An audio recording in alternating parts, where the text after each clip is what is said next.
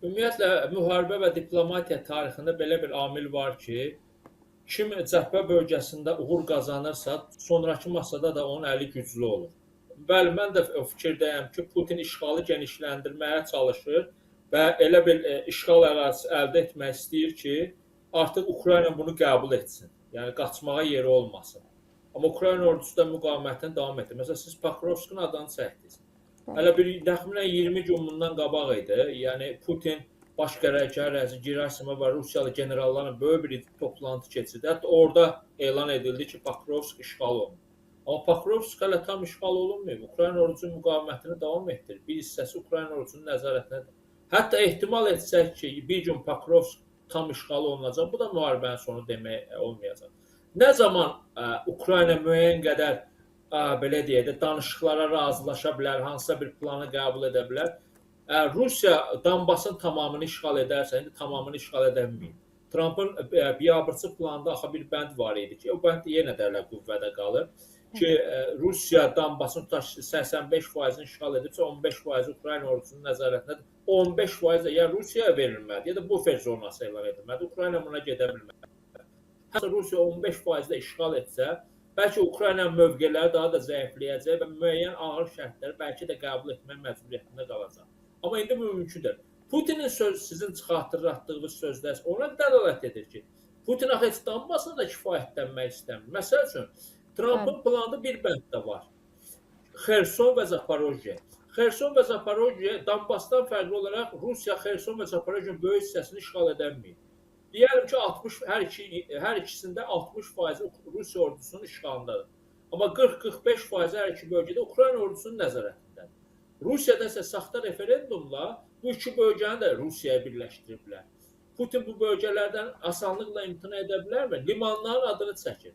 Bir limanı zaten bir neçə il öncə işğal etdilər, Mariupol'u. Çox ağır döyüşlər gedirdi. Xatırlayın, dəfələrlə bu mövzuda sizinlə müzakirələrimiz olmuşdu. Başqa bir liman hansıdır? Ən böyük liman Qaradənizdə Odessadır.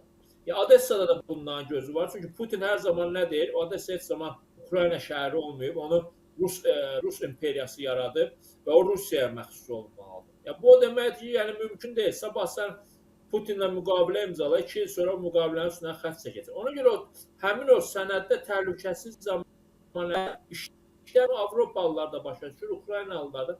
Bəlkə həmin planı hazırlayan o Amerikalı diplomatlar da anılırlar. Yəni, nə Rusiya ilə hansı sənəd qüvvəyə minsə işlək hala gələ bilər? Təhlükəsiz zamanət. Yəni, bugün təhlükəsiz zamanət Putin verdi tutaq.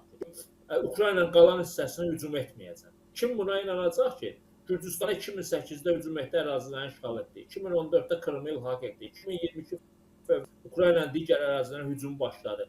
Yəni, Avropada bütün özünə hörmət edən dövlətlər də anlayırlar ki, Rusiya Ukraynada qələbəsini elan etsə, bununla kifayətlənən deyil. Sonra Ukraynanın digər əraziləri hədəf olacaq, Polşa hədəf olacaq, Baltik ölkələri hədəf olacaq, Moldova hədəf olacaq, aşağıya baxacaq, Cənubi Qafqazı diqqətini artıracaq, Moskva, Qazaxıstan çətin duruma düşəcək. Ona görə, yəni bu təhlükəsiz təminat işlək bir bəndə çevrilməyəcək. Orada başqa bəndlər də var. Məsələn, NATO ilə bağlı bənd var ki, Ukrayna NATO üzvlüyündən imtina etməlidir. Halbuki, bu bəndin qəbulu üçün Ukraynada yenidən referendum keçirilməlidir. Çünki referendumda indiki Ukrayna konstitusiyasında üzvlüyü bir hədəf kimi qoyulur.